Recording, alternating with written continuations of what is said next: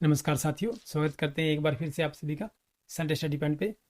साथियों, आज की जो हमारा टॉपिक है हरियाणा जी के सीरीज जो चल रही है हमारी, उसकी हरियाणा जी के टेस्ट सीरीज की 122 नंबर की क्लास है। इससे पहले हमारी 121 क्लास अपलोड हो चुकी है। यदि भी नहीं देखें तो आप उन्हें भी देख सकते हैं, जिसका लिंक आपको नीचे डिस्क्रिप्शन में मिल जाएगा, या फिर आप चैनल की प्लेलिस्ट में जाकर वहाँ से हमारी अन्य वीडियोज़ देख सकते हैं साथियों, जहाँ आपको अन्य विषयों पर भी वीडियोज़ मिल जाएंगी। Anti paper 1, paper second Hindi, reasoning, math, Hindi के क्वेश्चंस या अन्य विषयों पर आपको वीडियोज़ मिल जाएंगी।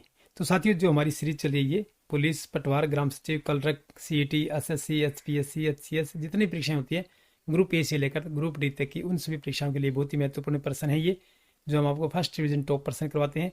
जो हमारी क्लास है ये रोजाना लाइव चलती है, शाम को 7 बजे चलती है। तो साथियों, देखते हैं कि आपके कितने क्वेश्चन सही हैं और कितने गलत हैं। आप हमें कमेंट बॉक्स में बताइएगा कि आपने कितने सही किए हैं और कितने गलत किए हैं। साथियों, अभी तक आपने हमारे YouTube channel Sunday study point को सब्सक्राइब नहीं किया है तो आप सब्सक्राइब कर लें, साथ में लाइकन प्रेस कर लें और अपने दोस्तों के साथ लाइक और शेयर जरूर कर दीजिए, क्योंकि जितने भी आप ये सोशल मीडिया यूज करते हैं उन सभी पर आपको शेयर कर दीजिएगा साथियों।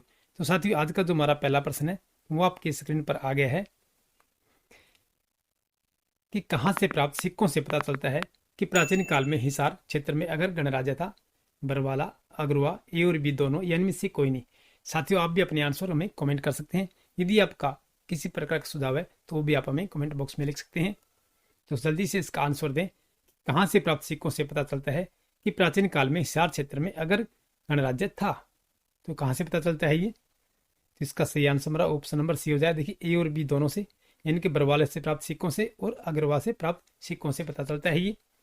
चलिए दोस्तों, अगला प्रश्न चलते हैं हमारा कि 1523 ईस्वी में मंडार राजपूत के नेता मोहन सिंह की सेना ने किससे पराजित किया था?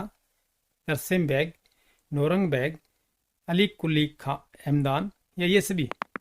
ये 1530 ईस्वी में है कि मंडार राजपूत के नेता मोहन सिंह की सेना ने किसे पराजित किया था? ये मोहन सिंह मंडार थे ये, और राजपूत थे ये। तो इनकी सेना ने किसे पराजित किया था? ये अली कुली हमदान को। ऑप्शन नंबर सी हमारा बिल्कुल सी आंसर हो जाएगा। चलिए साथियों, अगला प्रश्न चलते हैं हमारा कि प्राचीन काल में हरियाणा राज्य किन या किस नाम से जाना जाता था? ब्रह्मावर्त प्रदेश, ब्रह्म ऋषि प्रदेश, ब्रह्मा की उत्तरवेदी, या ये सभी। ये प्राचीन काल में पूछा गया, जो से हम ऋग्वेदिक काल में जाते हैं। ये हमारे वेद थे, लिखे गए थे जिसमें, उस समय की पूछ रहा है कि प्राचीन काल में हरियाणा राज्य किस नाम से जाना जाता था। जिसका सही आंसर हमारा क्या रहेगा? ये ऑप्शन नंबर डी हो जाएगा कि ये सभी थे। देखिए, ब्रह्मावर्त प्रदेश में, ब्रह्म ऋषि प्रदेश में और ब्रह्मा की उत्तरवेदी के नाम से भी जाना जाता था हमारा। और महाभारत काल में ये बहुधान्य के नाम से जाना जाता है। चलिए साथियों, अगला प्रश्न चलते हैं हमारा कि अरावली की पहाड़ियाँ हरियाणा के किस क्षेत्र में स्थित है? ठीक है, अरावली की जो पहाड़ियाँ हैं, सबसे पहले आप देखिए कि अरावली जो पर्वत है वो कहाँ पर है। कि ये राजस्थान में है। वो राजस्थान के किस तरफ है? ये दक्षिण क्षेत्र में है। तो हमारे भी कहाँ लगेंगी? तो अरावली की जो पहाड़ियाँ वो कहाँ लगेंगी? वो दक्षिण क्षेत्र में ही लगेंगी। और उत्तर क्षेत्र में हमारे शिवालिक की पहाड़ियाँ आती हैं। तो जितने भी देखो पहाड़ियाँ हैं ये, जो दक्षिणी हरियाणा में या पश्चिमी हरियाणा में है, वो सभी कहाँ की है? ये अरावली की पहाड़ियाँ हैं। तो ये कहाँ पर है? देखिए, मेवात में है, क्योंकि मेवात हमारा दक्षिण क्षेत्र में आता है। देखिए, सिरसा हमारा उत्तर पश्चिम में आता है। देखिए, उत्तर पश्चिम। और कुछ क्षेत्र हमारा मध्य में आता है। हिसार भी हमारा मध्य के यानी कि पश्चिमी क्षेत्र में आता है। लेकिन जो दक्षिण क्षेत्र में हमारा मेवात आता है, जहाँ पर महेंद्रगढ़, मेवात, ठीक है ना। ये महेंद्रगढ़ में जो आपने देखी होगी, महेंद्रगढ़, नारनौल, इसमें भी ये आपको, यही गुड़गांव में, ठीक है, फरीदाबाद में, बल्लभगढ़ में, ये सभी अरावली की पहाड़ियाँ हैं। इस बात का विशेष ध्यान रखिएगा। चलिए साथियों, अगला प्रश्न चलते हैं हमारा। ग्रीनिंग ऑफ हरियाणा कार्यक्रम किससे संबंधित है? ये ग्रीनिंग ऑफ हरियाणा जो है कार्यक्रम हमारा, किससे संबंधित है? ये वृक्षारोपण से, सिंचाई से, व घास उगाने से, या पार्कों के निर्माण से। ग्रीनिंग ऑफ हरियाणा कार्यक्रम जो है किससे संबंधित है? ये यहाँ साथियों क्या रहेगा आंसर? ये वृक्षारोपण से ही है। ग्रीनिंग ऑफ हरियाणा कि हमें अधिक से अधिक वृक्ष लगाने चाहिए, जैसे कि अभी ऑक्सीजन की जो काफ़ी कमी होती जा रही है हमारे पेड़ पौधों की वजह से, जिससे हमें ग्लोबल वार्मिंग हो रही है और हमारी पृथ्वी जो गर्म हो रही है धीरे धीरे। जैसे इसी की वजह से देखिए हमारे ग्लेशियर जो है, उत्तर और दक्षिण के जो ग्लेशियर हैं वो पिघल रही है। हमारे हिमालय की बर्फ भी जो काफ़ी पिघल रही है। इसीलिए कह रहे हैं कि आप अधिक से अधिक वृक्ष लगाएं और पर्यावरण को बचाएं। चलिए दोस्तों, और जीवन में आपको एक वृक्ष अवश्य लगाना चाहिए। कि निम्न में से किसे इंदिरा गांधी नहर भी कहा जाता है? सांगा उत्थान योजना, नेहरू उत्थान योजना, लोहारू उत्थान योजना या जोई नहर योजना? कि इंदिरा गांधी नहर भी कहा जाता है, किसे कहा जाता है ये? तो सभी आंसर दें अपने। लोहारू उत्थान योजना को जो है इंदिरा गांधी नहर भी कहा जाता है। कि लोहारू से जो लोहारू के जो बहती है नहर, इसे इंदिरा गांधी नहर कहते हैं। चलिए दोस्तों, अगला प्रश्न चलते हैं हमारा कि लाला लाजपत राय पशु चिकित्सा एवं पशु विज्ञान विश्वविद्यालय स्थित है, कहाँ पर है ये? हिसार, करनाल, सोनीपत या रोहतक?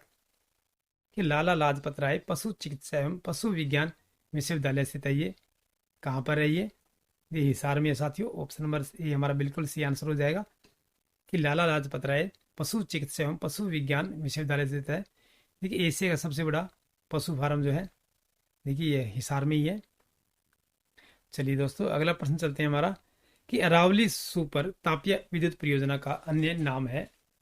राजीव गांधी सुपर तापीय विद्युत परियोजना, इंदिरा गांधी सुपर तापीय विद्युत परियोजना, ककरोई सुपर तापीय विद्युत परियोजना, ये प्रयुक्त में से कोई नहीं है। अरावली सुपर तापीय विद्युत परियोजना का अन्य नाम क्या है, यानी कि दूसरा नाम पूछा गया है। इसके दो नाम है, तो कौन सा हो जाएगा? इंदिरा गांधी सुपर तापीय विद्युत परियोजना हो जाएगा हमारा, जो ऑप्शन नंबर बी हमारा सी आंसर रहेगा। एक तो देखिए अरावली सुपर तापीय विद्युत परियोजना इसका नाम है, और दूसरा इंदिरा गांधी सुपर तापीय विद्युत परियोजना नाम है। तो साथियों, यदि आपको ये क्वेश्चन याद नहीं हो रहे हैं तो साथियों आप वीडियो को 1 या 2 या 3 4 बार देखिएगा, जिससे आपको ये क्वेश्चन याद हो जाएंगे और आपको रट्टा लगाने की आवश्यकता नहीं पड़ेगी। चलिए दोस्तों, अगला प्रश्न चलते हैं हमारा कि हरियाणा डिस्टिलरी की स्थापना कहाँ की गई थी? ये पानीपत, महेंद्रगढ़, सुरेंद्रनगर या पंचकुला? हरियाणा डिस्टिलरी की स्थापना जो है कहाँ की गई थी? ये यमुनानगर में की गई थी। हमारा ऑप्शन नंबर सी बिल्कुल सी आंसर हो जाएगा। अगला प्रश्न जो हमारा कि हरियाणा में कौन सा जिला है, ये कौन सा भारतीय सेना हेतु गोला बारूद रखने के बक्सों की 60% आपूर्ति करता है?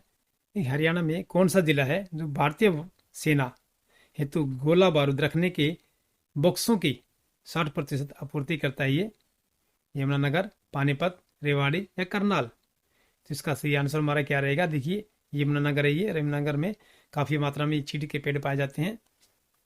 चलिए दोस्तों, अगला प्रश्न चलते हैं हमारा कि जाट समाचार पत्र किसके द्वारा निकाला गया था? ये बाबू कन्हैया लाल सिंह, आत्माराम जैन, लाला हरदेव या ब्रह्मानंद? कि जाट समाचार पत्र जो है किसके द्वारा निकाला गया था? ये जी हाँ साथियों, क्या रहेगा इसका आंसर? देखिए बाबू कन्हैया लाल सिंह के द्वारा निकाला गया था जाट समाचार पत्र जो है।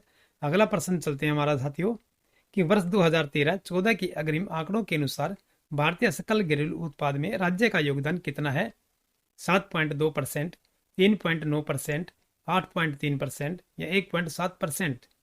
ये वर्ष 2013-14 का पूछा गया है कि अग्रिम आंकड़ों के अनुसार भारतीय सकल घरेलू उत्पाद, जिसे हम जीडीपी कहते हैं, का राज्य का योगदान कितना रहा है? तो ये कितना रहा है? देखिए 3.5% रहा है ये।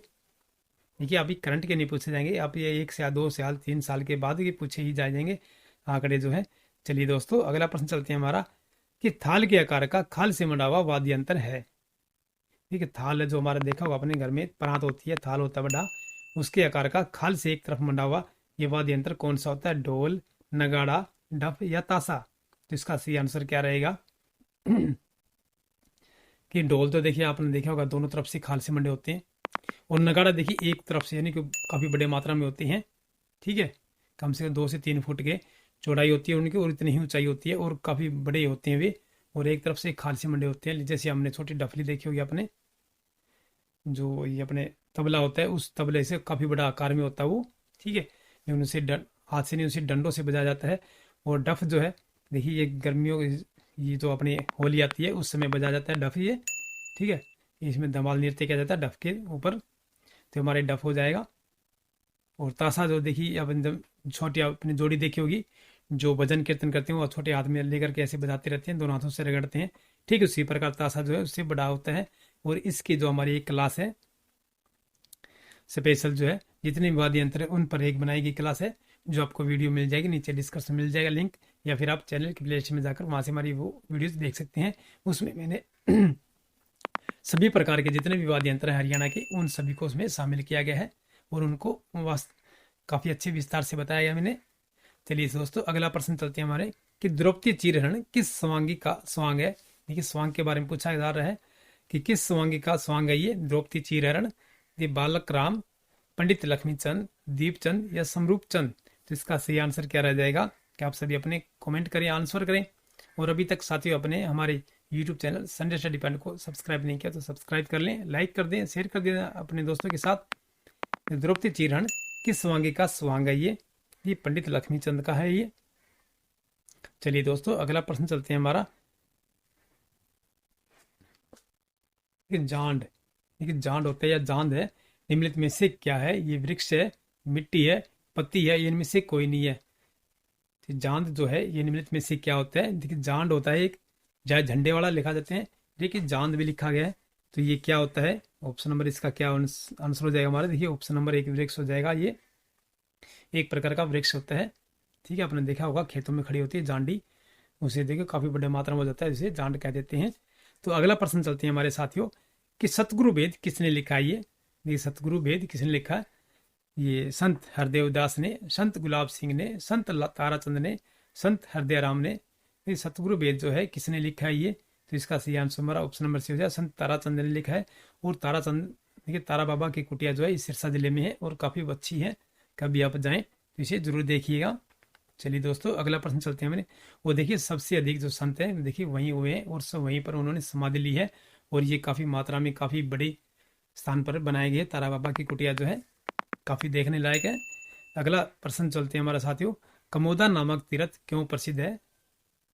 ये कमोदा नामक तीर्थ जो है ये किस लिए प्रसिद्ध है। ऋषि अगस्त्य की तपस्या स्थल है ये, गीता के उपदेश दिए गए थे, या पांडवों के वनवास है, ये प्रकृति में से कोई नहीं है। कमोदा नामक तीर्थ क्यों प्रसिद्ध है ये पूछा गया है। देखिए पांडवों के वनवास के लिए था ये कमोदा नामक तीर्थ जो है, यहाँ पर पांडवों ने अपना वनवास काटा था। चलिए दोस्तों अगला प्रश्न चलते हैं हमारे कि प्रजापिता ब्रह्म कुमारी ईश्वरीय विश्वविद्यालय है जगाधरी में, कुरुक्षेत्र में, पानीपत में या रोहतक में। प्रजापिता ब्रह्मा कुमारी ईश्वरीय विश्वविद्यालय जो है कहाँ पर स्थित है ये पानीपत में है। ऑप्शन नंबर सी हमारा बिल्कुल सी आंसर हो जाएगा। ठीक है, जो आपने देखा होगा ये जो ब्रह्म कुमारी जो होते हैं सफ़ेद वस्त्र पहनते हैं, ठीक है, आपने देखे ही होंगे।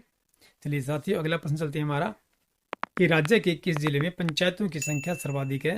ये सबसे अधिक जो पंचायतें कौन से जिले में है, यमुनानगर, अम्बाला, करनाल या भिवानी। तो इसका सही आंसर हमारा ऑप्शन नंबर बी हो जाएगा, क्योंकि भिवानी जो है देखिए राज्य हरियाणा राज्य का सबसे बड़ा जिला हुआ करता था, लेकिन अब जो है भिवानी से काट करके दादरी को अलग बना दिया गया है, इसलिए इसमें आधा हो गया है। अब जो है हरियाणा का सबसे बड़ा जिला जो है हमारा कौन सा हो गया है, ये सिरसा जिला हो गया है। चलिए दोस्तों अगला प्रश्न चलते हैं हमारा, केंद्रीय भैंस अनुसंधान संस्थान कहाँ स्थित है ये, हिसार, करनाल, मानेसर या पिपली। केंद्रीय भैंस अनुसंधान संस्थान जो है कहाँ स्थित है ये हमारा हिसार में है। ऑप्शन नंबर ए हमारा बिल्कुल सही आंसर हो जाएगा। अगला प्रश्न जो हमारा साथियों कि हरियाणा केसरी तथा हरियाणा कुमार का खिताब किस खेल से संबंधित खिलाड़ियों को दिया जाता है। ये हरियाणा केसरी है और हरियाणा कुमार का खिताब जो है किस खेल से संबंधित खिलाड़ियों को दिया जाता है, दौड़, कुश्ती, भारोत्तोलन या कबड्डी। तो सही आंसर क्या हो जाएगा। तो साथियों ये कुश्ती के लिए दिया जाता है हरियाणा केसरी और हरियाणा कुमार का जो खिताब है। चलिए दोस्तों अगला प्रश्न चलते हैं हमारे कि हरियाणा की शहरी जनसंख्या का लिंगानुपात क्या है। देखिए जो हरियाणा की जनसंख्या जो शहरों में रहती है उसका लिंगानुपात पूछा गया है कि वो कितना है, कि 830, 879, 823 या 873। तो इसका सही आंसर क्या रहेगा, इसका हमारा सही आंसर जो है 873 हो जाएगा। ऑप्शन नंबर डी जो है हरियाणा की शहरी जनसंख्या जो है ये 1000 पुरुषों पर 873 महिलाएं हैं, ये हमारा लिंगानुपात है। चलिए दोस्तों अगला प्रश्न हमारा है जो हरियाणा में इंदिरा गांधी प्रियदर्शनी विवाह शगुन योजना कब आरंभ की गई थी ये 14 मई 2005 या 14 मई 2002, 14 मई 2008 या 14 मई 2006। तो इसका सही आंसर क्या हो जाएगा कि हरियाणा में इंदिरा गांधी प्रियदर्शनी जो विवाह शगुन योजना है ये कब आरंभ की गई थी ये 14 मई 2005 को शुरू की गई थी ये हरियाणा में इंदिरा गांधी प्रियदर्शनी विवाह शगुन योजना। चलिए दोस्तों अगला प्रश्न चलते हैं हमारा, किसने वर्ष 1929 में 10 दिनों तक गांधी जी के निवास स्थान पर स्वयं सेवक के रूप में काम किया है। सुल्तान सिंह, बलदेव सिंह, पंडित अमीलाल या राधा कृष्ण वर्मा। ये किसने वर्ष 1929 में 10 दिनों तक गांधी जी की निवास स्थान पर स्वयंसेवक के रूप में काम किया है? तो ये किसने किया है? ये पंडित अमीलाल जी ने किया है। ऑप्शन नंबर सी हमारा जो है बिल्कुल सी आंसर हो जाएगा दोस्तों। हम आपके लिए जो देखिए काफ़ी क्वेश्चन लेकर आ रहे हैं जो आपने कभी पढ़े भी नहीं होंगे या कभी देखे नहीं होंगे साथियों, वो क्वेश्चन लेकर आया हूँ आपके लिए। तो आपको एक लाइक तो बनता है और एक शेयर भी बनता है, और अभी तक आपने हमारे यूट्यूब चैनल को सब्सक्राइब नहीं किया है तो आप सब्सक्राइब कर लें साथियों। चलिए दोस्तों, अगला प्रश्न चलते हैं हमारा कि सूफी संत हजरत खेरुक शाह रचित 12 मासा की खोज किसने की थी? ये पुष्पदंत, मालदेव, कवि सुधारू, राजाराम शास्त्री। ये सूफी संत थे कि हजरत खेरू शाह रचित है, देखिए नाम याद रखिएगा, सूफी संत है ये हजरत खेरू शाह की रचित जो है 12 मासा की खोज किसने की थी? तो हरियाणा के जो पहले सूफी संत जो है हमारे शेख मुहर्रम तुरक हैं ये। चलिए दोस्तों, अगला प्रश्न चलते हैं हमारा जो है ये किसका सही आंसर क्या रहेगा? देखिए राजाराम शास्त्री ने की थी ये 12 मासा की खोज जो है सूफी संत हजरत खेरू शाह रचित द्वारा है ये। अगला प्रश्न चलते हैं हमारे साथियों कि बुरा बादल सांग की रचना किसने की थी? कवि शंकरलाल शुक्ल, मालदेव, मधुकांत या सुंदरदास। बुरा बादल सांग की रचना किसने की थी? ये एक बादल महल है जो ये चित्तौड़गढ़ जो किला है उसके अंदर है ये बादल महल, रखिएगा। बुरा बादल जो है सांग की रचना किसने की थी? कवि शंकरलाल शुक्ल, मालदेव, मधुकांत या सूरदास। इसका राइट आंसर हमारा ऑप्शन नंबर क्या हो जाएगा साथियों? देखिए मधुकांत ने की थी बुरा बादल की जो सांग है ये। चलिए दोस्तों, अगला प्रश्न चलते हैं हमारा कि नाक में पहनने वाला एक आभूषण जिसे हम आमतौर पर छोटी नथ के नाम से भी जाना जाता है, ये क्या है? बेसर, अंगूठी, कड़ी या आरसी। ठीक है, नाक में पहनने वाला है ये एक आभूषण है जिसे हम आमतौर पर देखिए छोटी नथ, ये गोल गोल होते हैं छोटी नाथ के, देखिए आजकल तो वो क्या कहते हैं उसको कि नोज पिन हो गई है ना, या बाली होगी, छोटी छोटी होती हैं नाथ, छोटी नाथ के नाम से भी जाना जाता है इसे। क्या है नाम इसका? ये बेसर कहते हैं हम इसे। ऑप्शन नंबर ए जो हमारा बिल्कुल सी आंसर रहेगा। चलिए दोस्तों, अगला प्रश्न चलते हैं हमारा कि सतीश कुमार नरेंद्र का संबंध कौन से खेल से है? ये सतीश कुमार और नरेंद्र का जो संबंध जो है किस खेल से है? क्रिकेट, बॉक्सिंग, हॉकी या जूडो। सतीश कुमार और नरेंद्र का जो संबंध जो है ये किस खेल से है? ये जूडो खेल से है ये। ऑप्शन नंबर डी हमारा बिल्कुल सी आंसर रह जाएगा। चलिए दोस्तों, अगला प्रश्न हमारा हरियाणा सरकार में कई विभागों की मंत्री रह चुकी किरण चौधरी का संबंध हरियाणा के किस जिले से है? भिवानी, अंबाला, करनाल या कैथल। इसका सही आंसर हमारा ये भिवानी से है और ये गोलागढ़ की रहने वाली हैं, भिवानी के गोलागढ़ चौधरी बंसीलाल, ठीक है, उनकी पुत्रवधु है ये। चलिए दोस्तों, अगला प्रश्न चलते हैं हमारा कि बम लहरी के नाम से पा प्रसिद्धि पा चुके महावीर गुड्डू का जन्म कौन से जिले में हुआ था? देखिए बम लहरी के नाम से प्रसिद्धि है पाई इन्होंने, ये महावीर गुड्डू जी हैं। तो इनका जन्म कौन से जिले में हुआ था? पानीपत, जींद, हिसार या कैथल। तो इसका सही आंसर हमारा क्या रहेगा? ये जींद जिले के रहने वाले हैं ये।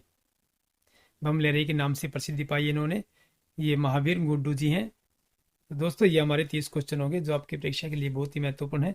क्योंकि अभी तक आपने हमारे YouTube channel Sunday study point को सब्सक्राइब नहीं किया तो सब्सक्राइब कर लें, लाइक कर दें, शेयर कर दें अपने दोस्तों के साथ। साथियों फिर मिलते हैं नेक्स्ट वीडियो में, तब तक के लिए जय हिंद।